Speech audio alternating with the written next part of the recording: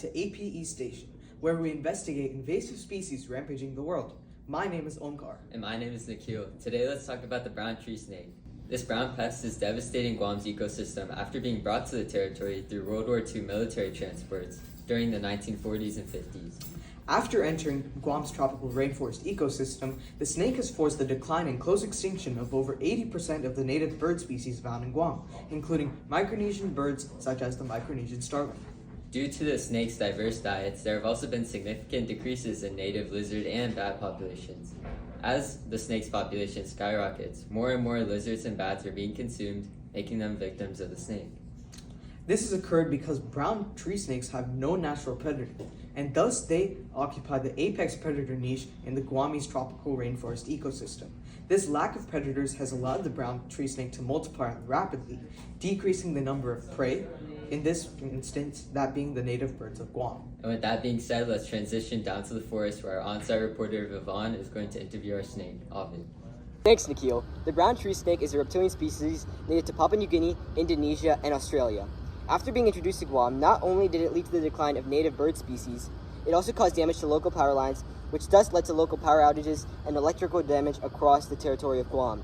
Thus, the invasive species is not only disrupting animal life in the Guamese tropical rainforest ecosystem, but is also negatively impacting human life. Here with me is a local brown tree snake to give you perspective on the brown tree snake crisis that is happening in Guam.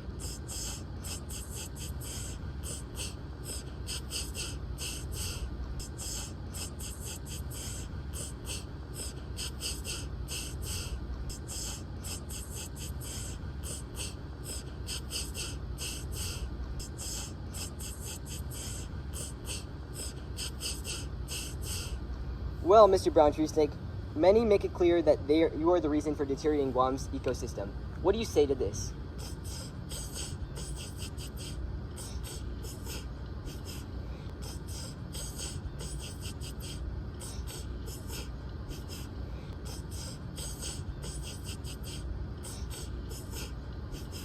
Thank you for your time, Mr. Brown Tree Snake. Back to you, Nikhil and Omkar. Thank you, Vivon. I guess sometimes a little perspective is best. It's also reported that the snake can survive long periods of time without food, which contributed to the number of snakes that survived through cargo journeys. As the population settled, it decreased the carrying capacity of Guam's tropical rainforest ecosystem, consuming a large amount of the available resources, including native birds, fruit bats, mice, and other small rodents, forcing other birds such as the Mariana fruit bats to primarily stick to consuming insects and fruit.